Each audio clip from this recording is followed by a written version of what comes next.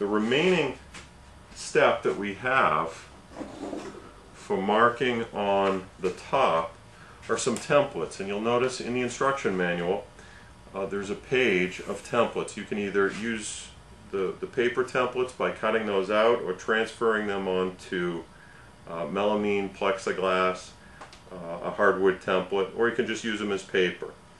Either way, they give you a shape to look at these braces for scalloping. We leave the braces thick for two reasons. One is for shipping, so nothing cracks or distorts, breaks.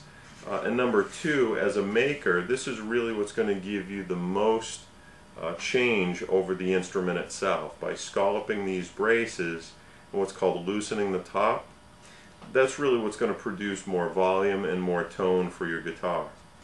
So what we'll do is we'll pick the different templates. We'll set these right next to the brace, and then at that point we'll put some pencil lines on here.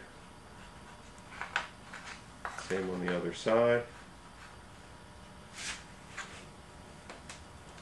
There's some different templates for each one of the braces, so they're marked clearly in the instruction manual, so just take a look through.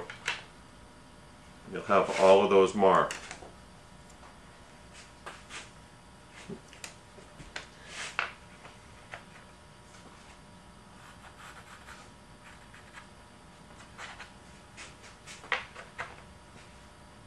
Okay, our next step is to trim the ends of the braces with the saw, and then we'll chip away at that excess piece, and then we'll do some scalloping on the braces. When you trim these ends, these Japanese saws work really well by putting your finger behind, do a front cut just to get it to track, and then some just very light cuts until that saw begins to track, and let the saw do the work.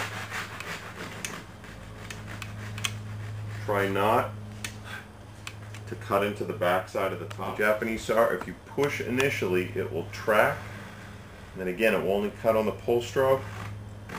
Don't dive. Nice flat cuts. Again, let the saw do the work.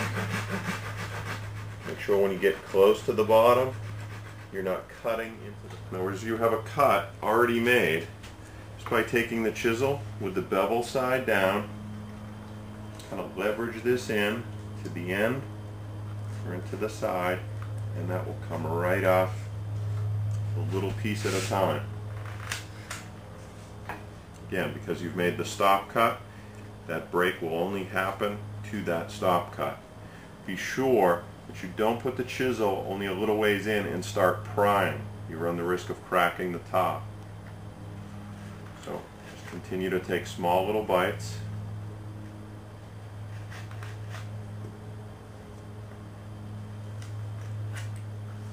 You can see that last cut. Piece came straight up. You can see it's not cut all the way to the bottom. We'll take the saw out one more time.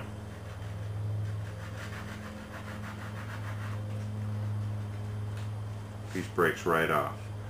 Take a small little bite. Again, push nice and solid all the way through that cut, and you'll see a nice piece will come right off. And again, because you have the stop cut, you're not going to run any risk of taking too much off the end of the brace.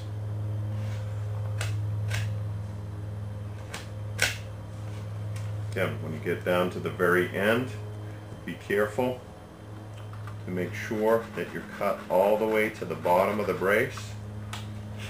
Make sure that you're not just grabbing a little piece and prying. If you pry, you're likely to crack the top. So you'll notice that piece came right up very nicely. It's not cut all the way to the bottom. Another little pass right here. That piece comes right off. In terms of shaping the brace, we've marked it on the back side. I can see that cut. I want to get that chisel in your hand so that you're in full control the whole length of that cut.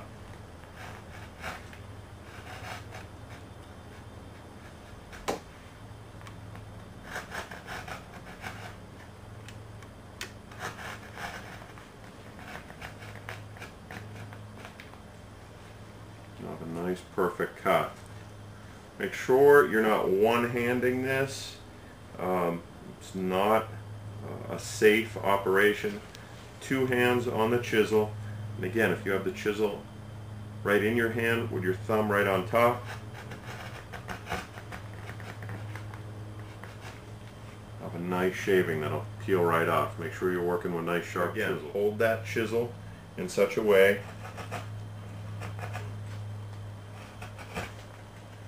that you're in control.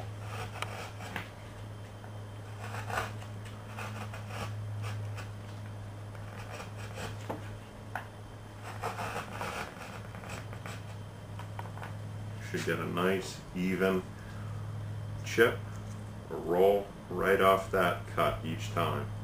Make sure you're using a nice sharp chisel.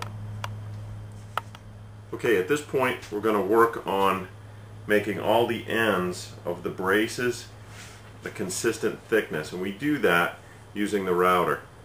You'll notice that the base is just sitting on a pretty primitive jig, but really all we're looking for is to suspend that router bit over the top.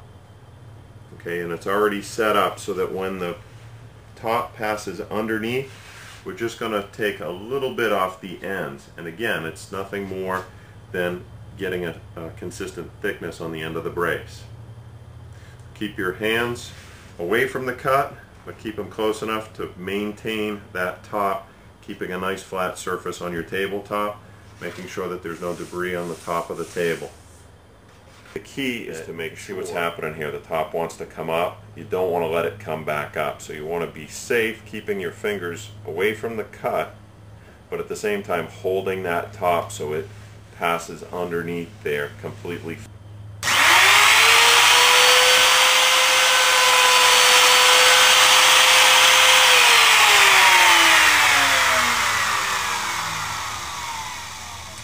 Now you'll notice that all we've done is take a very, very small piece off, okay, and just leaving that tab on the end. And at this point all we need to do is follow the shape that's already on here and scallop to that same thickness. So we'll do one more so that you can see it.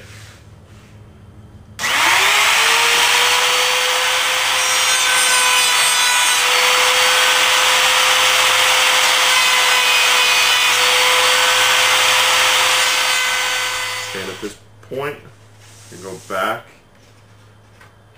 to scalloping, and again, where we just cut off, we're going to feather that in with the chisel. Again, make sure you don't take off any more than what you just took off on that last bit with the router. Do the same on the shoulder brace.